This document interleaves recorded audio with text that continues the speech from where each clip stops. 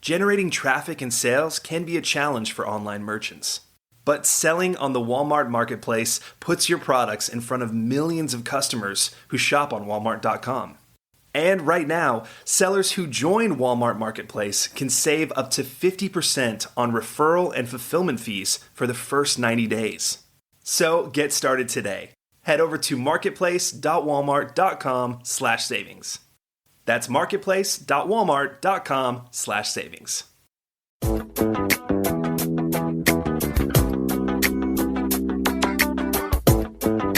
Welcome to E-Commerce Conversations, a weekly podcast focusing on e-commerce topics featuring interviews with prominent people in the e-commerce space.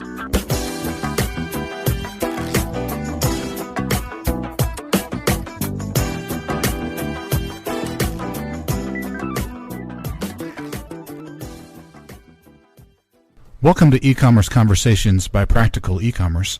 My name is Kerry Murdoch. Every e-commerce merchant has a domain name. For U.S.-based merchants, it likely ends in a .com or perhaps a .net or both. But there are over 200 specialized country code top-level domains, such as .cn for China or .co.uk for the United Kingdom. Should a merchant reserve those domains too? And what happens if someone in those countries steals a merchant's name and reserves it in the local top-level domain code? To help us understand cross-border domain name issues, we are joined once more by Gretchen Olive. She's an attorney and Director of Policy and Industry Affairs for Corporation Service Company, a trademark and domain name service provider. Well, Gretchen, thank you for your time today. Thank you, Kerry. Gretchen, we are here to talk to you again about domain issues, domain name issues, in particular cross-border domain and trademark issues. I know you're an expert in that field with your company. You're also an attorney, so some of what we'll be asking you are legal issues. My first question for you, Gretchen, is I'm going to pose a hypothetical question, which is, say a local U.S.-based merchant has a niche e-commerce business, a .com business, and should that merchant be concerned about registering that with other top-level domains in other countries? It's a great question. It's often difficult. When you start a company and you go and get that .com website, you don't necessarily know how successful you'll be. So you want to keep costs low and overhead low. So you go and get that .com name, which is relatively inexpensive. But as your business begins to grow and the opportunity for doing business in other countries outside the U.S. becomes a real possibility, that's really when companies need to think, you know what, I might want to start securing my name in other country code, or they call them CCTLDs. Those are the domain names that are available in different countries. So, for example, in the UK, you can get a co.uk name, or in China, you can get a .cn name. And so when your business starts to take off a little bit, that's probably the right time to think about that, and to look at where you might be doing business. It's a big world out there, and there's over 250 plus country code domain names out there, domain name extensions out there. So it's certainly not really necessary or prudent for you to try to secure your name in all of them. It'd be quite expensive, in fact.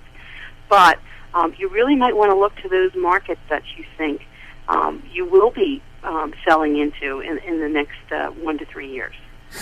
If a merchant identifies those markets, Gretchen, just to follow up on what you're saying there, how can the merchant know where to find the registrars in those markets? It's another great question. There are certainly local registrars in the different countries, but really when you start moving, expanding your business and moving into these more international domain name registrations and issues, you're going to want to work with a domain name registrar that has global capabilities.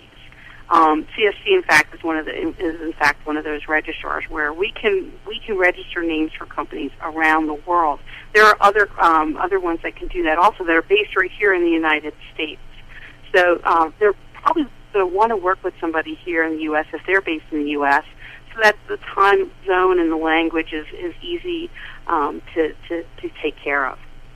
In that example with your company, so your company can register a domain name around the world. How does that work for a local merchant, just to help a local U.S.-based merchant understand that? They would just contact your company and say, I want a .cn or I want a .co.uk, and how much does that cost? Could you explain that process just a little bit to us? Sure. So one of the big challenges with those country code top-level domain names is that, unlike the GTLDs, the generic top-level domains, that's the .com, the .net, the .org, where there's a lot of uniformity with the country codes. It's different in every country. The rules are different. The prices are different. It can be complicated. There are rules like, do you have sometimes you need a trademark to get a registration. Sometimes you need a local business registration. Sometimes you need a local presence or a local address. So it's kind of hard to generalize, but for the most part, the CCTLDs usually run, from $100 to several $100. That's kind of the average range. And while corporation service company can certainly, you can call us and we can try to help you. It kind of depends on your needs. If you just need one, you may be best served by going to a registrar that offers these types of things online. Or if you need more comprehensive services, then probably corporation service company is a good fit for you.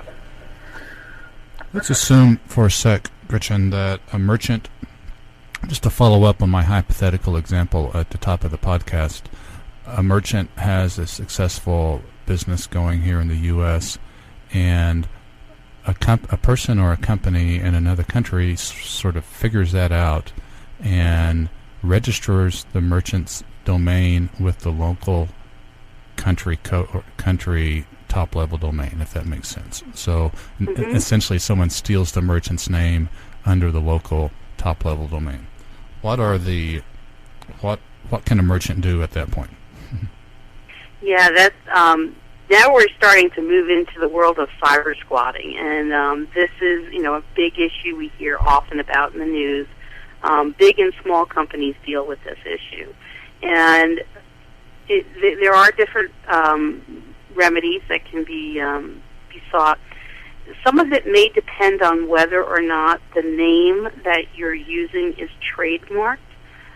If it is trademarked, then you're typically afforded some additional protections under what's called dispute resolution policies that these individual country code top-level domains will likely have in place. But it really is, I mentioned earlier, each country has different dispute policies, has different procedures for seeking relief, but typically, if you're not trademarked, it may be very difficult to block another person from using your name in another country. How are the disputes resolved now under that scenario? So someone does that, and let's assume a name is trademarked. How's that dispute resolved now? Sure. So many of the dispute policies, while they're not exactly the same, many of them will look to see if there's a trademark, they'll look to see if the registration or the use of the domain name is being used in what they call bad faith, meaning the person registered it likely for either the purpose of resale to the person who has the name or to maybe divert revenue to themselves to get an economic gain. There are different kind of factors that are looked at to determine whether or not there is what's called bad faith in use or registration. Let's just assume for a second those things are present, then there are these dispute resolution policies usually have an administrative type procedure where you file a complaint. It's not in a court, it's really with an arbitration group. You file a complaint. The other party who you're complaining against gets to answer that complaint, and then the arbiter looks at just the papers. It's not like you have a day in court or anything like that. They look at the pleadings, and they make a decision, and they determine whether or not the person who you complained against should be able to keep the name, or whether they should have to release the name and allow you to take ownership of it. What's the name of that arbitration group?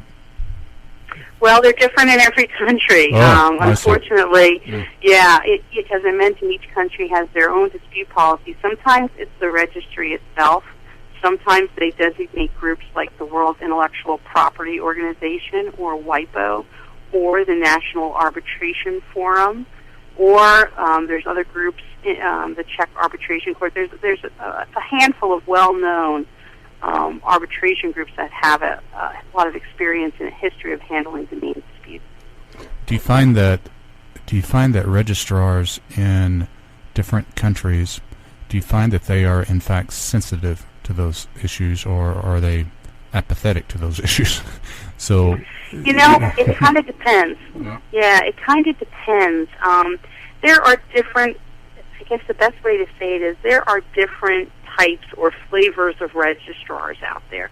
There are some registrars who really just work with companies and law firms. That's exactly the type of registrar that Corporation Service Company is. We don't work with individuals generally who just might have one or two domain names. We work for enterprises. There are companies out there also, though. Another flavor of registrar is sort of termed a retail registrar, and those are typically the registrars where they have an online portal that you can get an account with by just simply tendering a credit card, and they'll give you an account, and you can register domain names that they offer. Typically, retail registrars, there's not a lot of human interaction, and they're very self-service oriented. So they're not going to be particularly helpful in helping you understand, what particular remedies might be available in particular jurisdictions. It's really, if you're a small or medium business, you're probably going to want to work with more of a registrar where you can have a point of contact, you can speak to a person, and you can have get them to guide you. Those registrars typically not only understand the procedures related to dispute resolution, but also want to help people who are being cyber squatted against. So, recognizing that your company, Corporation Service Company, caters to, fair to say, more complex domain and trademark issues, or perhaps larger companies, is that fair statement? Yeah, that is a fair statement. It's not that we don't want to help everybody. It's just typically the more complex issues do come with the larger organizations, and that's where our expertise is. Sure. Without asking you to promote a competitor, for purposes of our listeners who perhaps are smaller merchants that may have cross-border domain issues, would there be more of a retail registrar that caters to cross-border domain registrations that comes to mind to you? Or well, there are some more certainly popular registrars out there. Now, in the CCTLD market, typically these registrars don't offer the full array of country code registrations. They offer what they can automate because they, again, offer very self-service type platforms. But, there's reputable companies out there, probably the most popular being companies like Network Solutions or Enom or GoDaddy even. Okay. So what would, changing directions just for a sec, Gretchen, say you're advising a small business, a small e-commerce business that has limited resources. They have a niche, a successful niche, but they don't have a lot of money. But they're interested in securing their name around the world, or securing top-level domains around the world, because they think at some point they could export into those markets.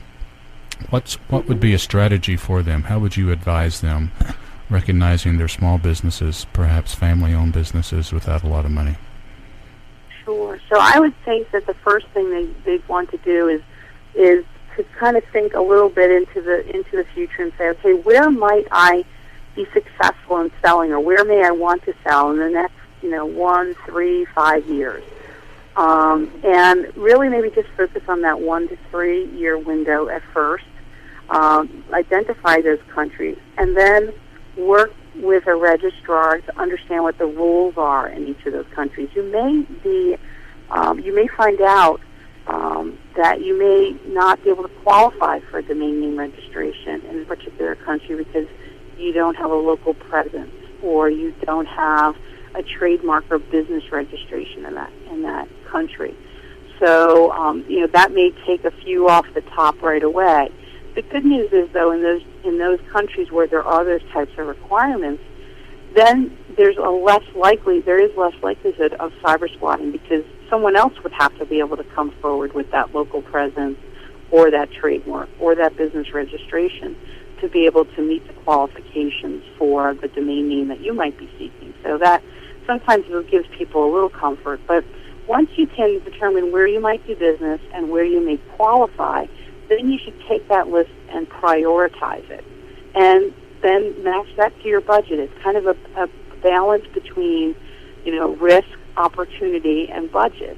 And once you can wade into it slowly, and then if you are gaining ground as time goes on, then you can seek to get these additional registrations where maybe they were lower on your priority list, or in countries, in your 4 to 5 year plan. We've heard of the following scenario occurring, Gretchen, that I wanted to ask your view on.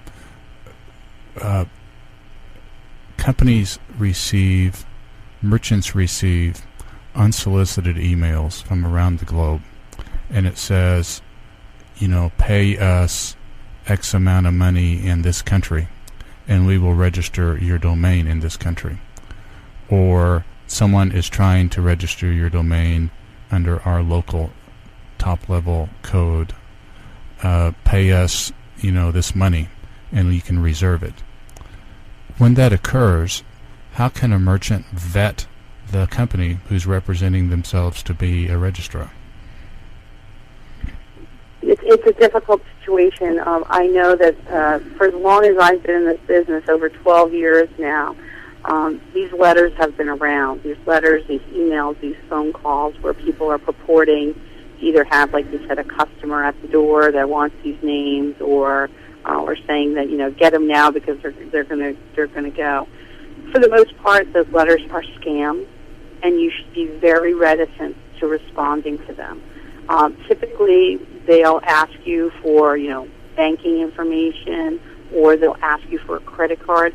You'll give them that. If you give them that information, you might as well just forget that you're ever going to get that domain name. You're simply going to lose money, or you could potentially be a victim of identity theft. So we would strongly discourage anybody from responding to those directly to the person who came to them with it.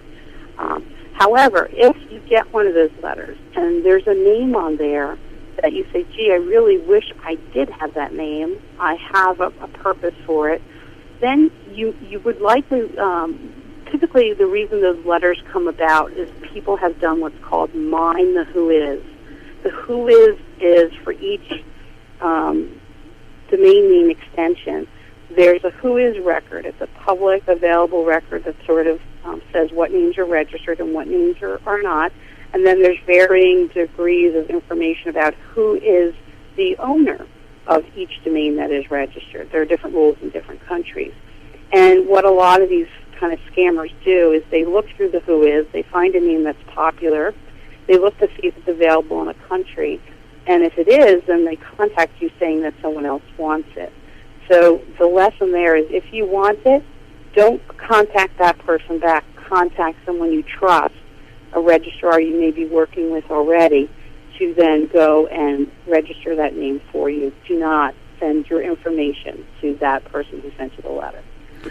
Is there a master list somewhere that you're aware of that has every legitimate worldwide registrar? There isn't a master list of every worldwide registrar. I can tell you, though, on the web, we've talked about two different types of domains. One is the generic top-level domains, the .com.net, or we've talked about country code domains, the .uk or the .fr. For generic domains, there is a public posting on the ICANN website. That's at http://www.icann.org.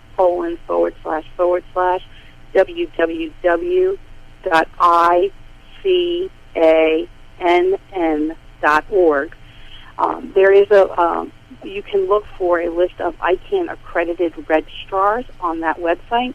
Now, those websites are accredited with ICANN for the GTLDs, and that's why they're listed on that website, but many of them are also accredited in those country code domains as well.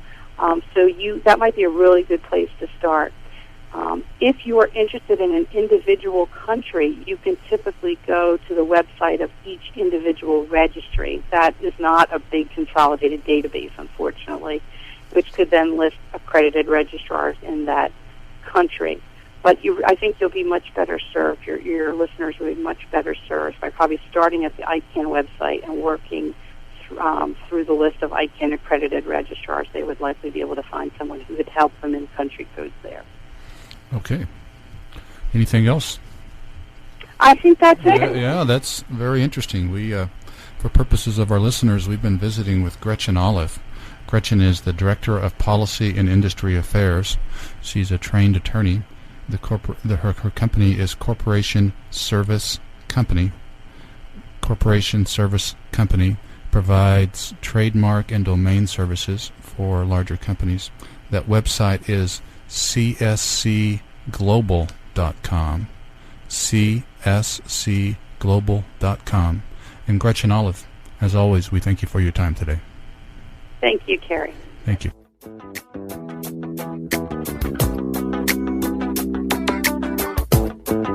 That's all the time we have for this week's e-commerce conversation. I hope you enjoyed it. Please tune in next week for another new episode.